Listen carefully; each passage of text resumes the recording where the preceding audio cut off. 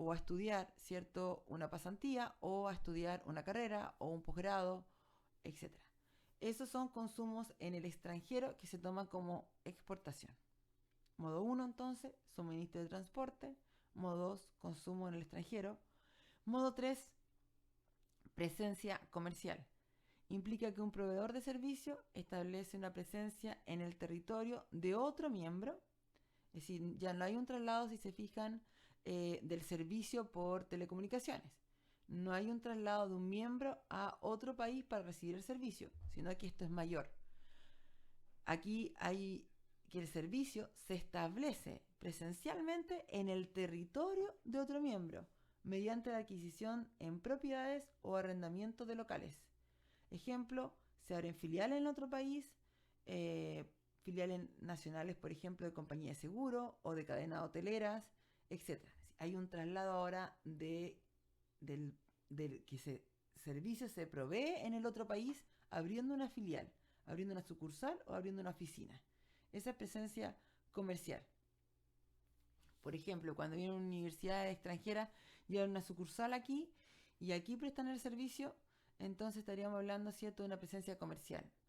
Abren aquí una sucursal, por ejemplo, una universidad española, y presta un servicio de posgrado.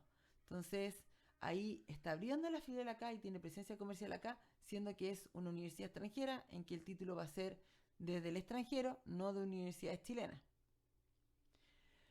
Movimiento de personas físicas sería el más complejo, porque el movimiento de persona física incluye también un tema de traslado de una persona a otro país por un periodo temporal o por un periodo permanente. Por lo tanto, hay que ver las visas, hay que hacer la regulación de la persona dentro del otro país. Consiste en el desplazamiento de personas de un miembro al territorio de otro miembro para prestar un servicio, por ejemplo, contables, médicos o profesores.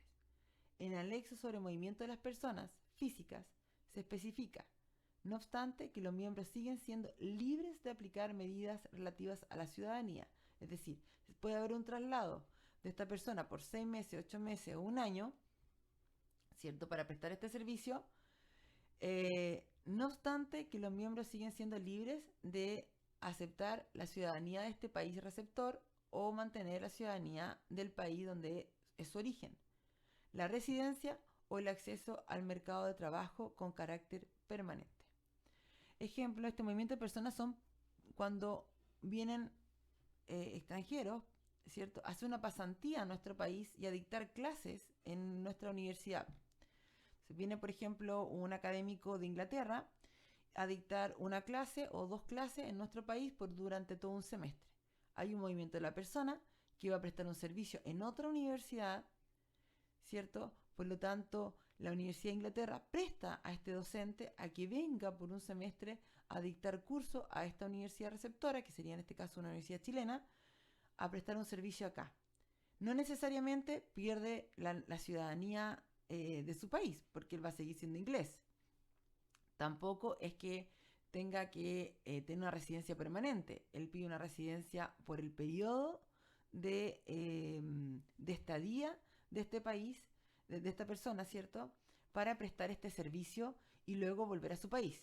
O la otra opción es que tenga que acceder a mercado de trabajo de carácter permanente, porque aun cuando no pierda su ciudadanía, va a seguir teniendo la ciudadanía inglesa, pide un carácter de traslado permanente porque no solamente va a estar un semestre, sino que va a estar mucho más en nuestro país. Este es el más complejo porque incluye muchas cosas, entre ellas ponerse de acuerdo en el flujo de inmigración, las leyes de inmigración, el apoyo del Estado a la inmigración, en qué caso va a dar, qué exigencias va a pedir, etc. Ahí tenemos los cuatro modos, los dos, el suministro fronterizo y el consumo extranjero, son los más conocidos, los más adaptados al mundo, los que llegan a mayor acuerdo en los tratados de libre comercio y en los acuerdos de complementación económica y también en los de bloque. Pero la 3 y la 4 provocan muchos problemas. Por ejemplo, si una cadena hotelera abre en nuestro país y es del extranjero, si tiene un tratado de libre comercio desde país receptor a país de origen, la pregunta es, ¿va a pagar impuestos en el país receptor o va a tener este efecto de doble tributación que solamente paga impuestos en su país de origen? O se va a llegar a un acuerdo en que si abre una cadena de hotelera acá, se va a tomar qué tipo de servicio es portable. Todos los servicios todo el servicio que presta esta empresa hotelera es servicio portable, o por estar, por ejemplo, en Chile, siendo su origen de Europa, se encuentra su sucursal aquí en Chile. Si son chilenos que consumen este servicio, ¿va a seguir siendo un servicio nacional o se va a también contabilizar como servicio portable? Todas esas preguntas se deben incluir en el Tratado de Libre Comercio o en el de bloques.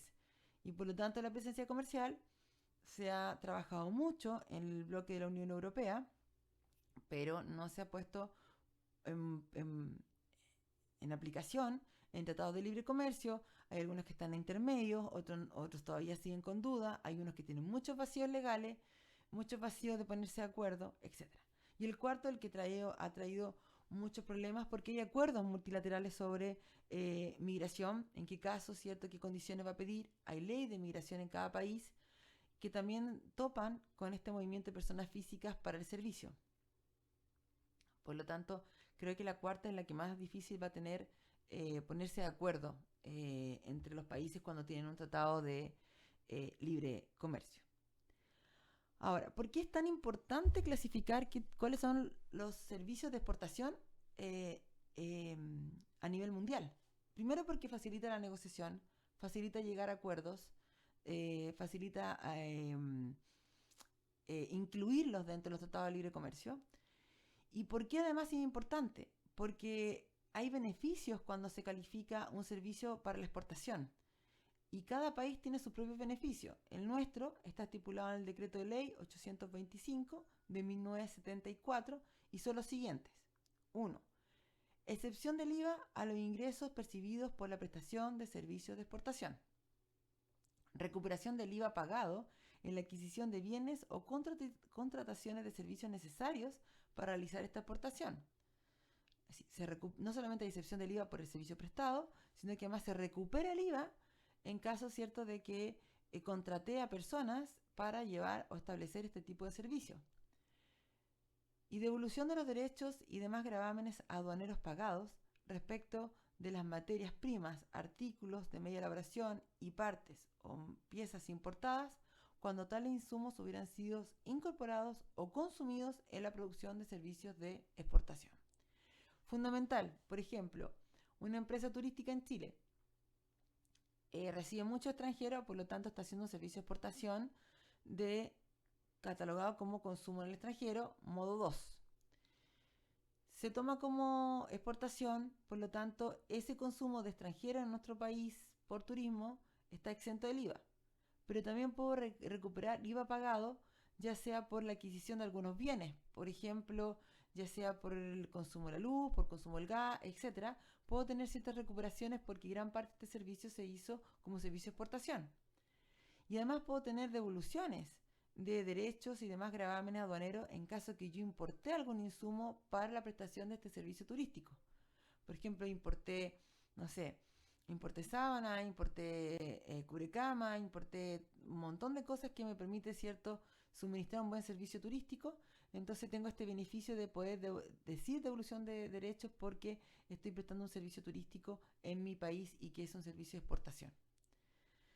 Según la resolución exenta del 002-511 del 25 de junio del 2007 del Servicio Nacional de Aduanas, para que un servicio sea calificado como exportación de este servicio, de conformidad con lo dispuesto en el número 16 de la letra E del artículo 12, decreto 825 de 1974, deberán cumplirse con los siguientes requisitos adicionales.